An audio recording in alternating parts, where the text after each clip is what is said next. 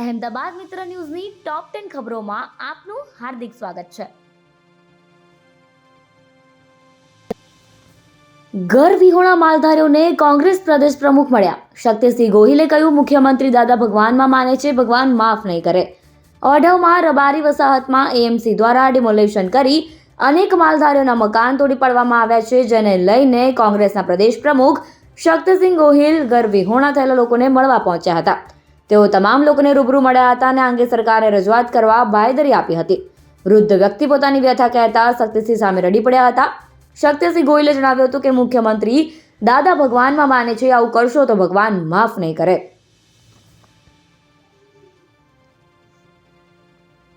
મધ્ય ગુજરાતના તાપમાનમાં ફરીથી આવ્યો ઘટાડો. હવામાન વિભાગ દ્વારા ગતરોજ આગાહી કરવામાં આવી હતી કે આગામી 5 દિવસ ગુજરાતમાં વાતાવરણ શુષ્ક રહેવાની સાથે તાપમાનમાં કોઈ મોટા ફેરફારની શક્યતાઓ નથી, પરંતુ 2 ડિગ્રી સુધી તાપમાનમાં વધારો ઘટાડો થઈ શકે છે.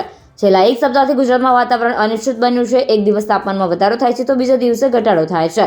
છેલ્લા 24 કલાક દરમિયાન ફરી એક વખત આ સ્થિતિનું નિર્માણ થયું, જેમાં ફક્ત 24 કલાકમાં નલિયામાં 4 ડિગ્રી સેલ્સિયસ તાપમાનમાં ઘટાડો આવ્યા ઉપરાંત રાજ્યના અન્ય જિલ્લાઓમાં 2 ડિગ્રી સેલ્સિયસ સુધીનો ઘટાડો નોંધાયો હતો.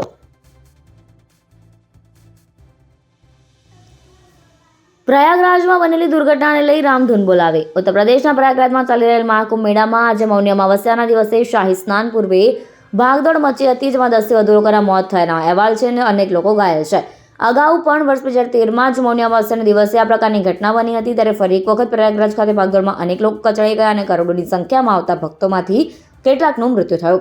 પુણ્ય કમાવા ગયેલા લોકો મોતને ભેટ્યા છે, તેથી તેમની દિવંગત આત્માને શાંતિ મળે તે માટે અમદાવાદમાં બજરંગબલીને પ્રાર્થના કરવામાં આવી.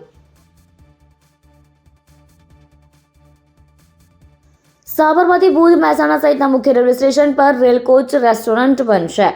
પશ્ચિમ રેલવેના અમદાવાદ ડિવિઝનમાં મુસાફરોની સુવિધાઓને વધારવા માટે મહેસાણા, સાબરમતી, આંબલી રોડ, ભુજ અને ગાંધીધામ રેલવે સ્ટેશનોના સર્ક્યુલેટિંગ વિસ્તારમાં રેલ કોચ રેસ્ટોરન્ટ શરૂ કરવામાં આવશે, જેમાં ઇન્ડોર અને આઉટડોર બંને પ્રકારના ભોજનનો વિકલ્પ હશે.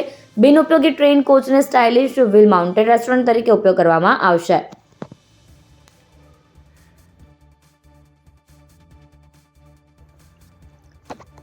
જીપીએસસીનો સંભવિત ભરતી કાર્યક્રમ જાહેર. આ વર્ષે અલગ અલગ વિભાગમાં 1751 જગ્યા માટેની જાહેરાત આવી શકે છે.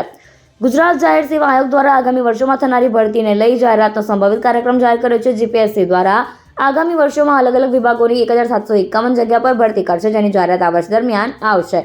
જીપીએસસી દ્વારા જે 1751 જગ્યાઓ માટે આગામી સમયમાં ભરતી થનાર છે, તે જગ્યાઓ માટે જાહેરાતની પ્રાથમિક અને મુખ્ય કસોટીની સંભવિત તારીખો જાહેર કરવામાં આવી છે. સાથે જીપીએસસી તરફથી ઉમેદવારોના જાહેરાતો માટે સતત અપડેટ રહેવા માટે જીપીએસસીની વેબસાઇટ, ટ્વિટર કે એપ સાથે જોડાયેલા રહેવા અપીલ કરવામાં આવી છે.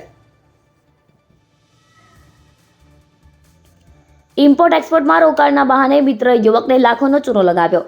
અમદાવાદમાં કોલેજમાં અભ્યાસ કરતા અને સ્ટોક માર્કેટનું કામ કરતા યુવકની સાથે અભ્યાસ કરતા મિત્ર અને તેની બહેનને ઇમ્પોર્ટ એક્સપોર્ટના ધંધામાં રોકાણ કરવાથી વધુ નફો પાવવાના બહાને છેતરપિંડી કરી ભાઈ બહેને મળી ટુકડે યુવક પાસેથી 43.42 લાખ પડાવ્યા. યુવકને વિશ્વાસમાં લેવા શરૂઆતમાં યુવકને નફો પણ આપ્યો, જેથી યુવકે લાલચમાં આવી વધુ રોકાણ કરતા યુવકને લાખો રૂપિયાનો ચૂનો લાગ્યો. આ અંગે યુવકે સાબરમતી પોલીસ સ્ટેશનમાં ફરિયાદ નોંધાવી છે અને પોલીસે તપાસ શરૂ કરી છે. ગુજરાત એટીએસની કસ્ટડીમાં એમડી ડ્રગ્સનો સૌથી મોટો સોદાગર. ડ્રગ્સ માફિયાઓની બાતમી નાર્કોટિક્સ કંટ્રોલ બ્યુરોને આપનાર બાતમીદાર સૌથી મોટો ડ્રગ્સ માફિયા નીકળ્યો છે. અમદાવાદમાં એમડી ડ્રગ્સનો ધંધો કરતી નાની માછલીઓની બાતમી પોલીસ ડિપાર્ટમેન્ટને આપી જેલ હવાલે કરાવનાર બાતમીદાર વસીમ દાઢી એમડી ડ્રગ્સનો સૌથી મોટો સોદાગર હોવાનો ઘટસ્ફોટ ગુજરાત એટીએસની ટીમે કર્યો છે. વસીમ દાઢીની ધરપકડ બાદ અમદાવાદમાં એમડી ડ્રગ્સના ધંધાને એક હદ સુધી રોકવામાં ગુજરાત એટીએસની ટીમને સફળતા મળી છે.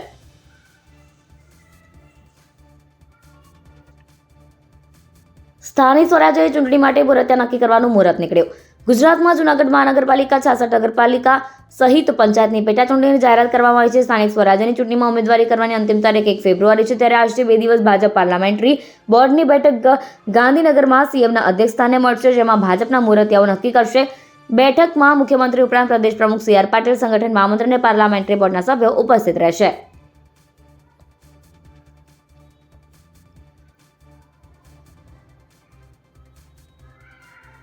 ટ્રાફિક જવાબ ન હોવાથી ઝવેરી સર્કલ પર રોજ જાય છે ટ્રાફિક જામ. શાંતિપુરાથી બોપલ જતા રોડની કામગીરી મે 2023માં શરૂ થઈ પણ 1 મહિનામાં બંધ થઈ ગઈ. બોપલ, શેલા, રિંગ રોડ અને સિંધુ ભવન રોડ તરફ જતા લોકોએ ઝવેરી સર્કલ થઈ જવું પડે છે. આ સર્કલ પર ટ્રાફિક પોલીસ ન હોવાને કારણે રોજ ટ્રાફિક જામ થાય છે.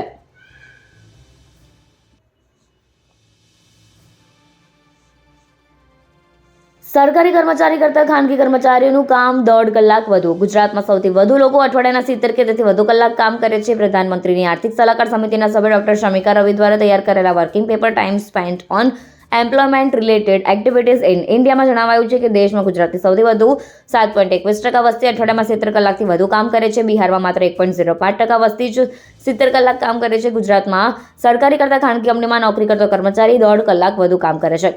દેશના શહેરોમાં રોજગારી મેળવતો કર્મચારી એક દિવસે સરેરાશ 7.8 કલાક અને ગામડામાં 6.65 કલાક કામ કરે છે. પેપરમાં જણાવાયું છે કે જો રોજગારી આપતી પ્રવૃત્તિના સમયમાં 1% વધારો થાય તો તેના કારણે રાજ્યની નેટ સ્ટેટ ડોમેસ્ટિક પ્રોડક્ટમાં 1.7% વધી શકે છે. અહેમદાબાદ મિત્ર ન્યૂઝની યુટ્યુબ ચેનલને સબસ્ક્રાઇબ કરો અને બેલ આઇકન જરૂરથી દબાવો જેથી મહત્વના સમાચાર આપના સુધી જલ્દીથી પહોંચે.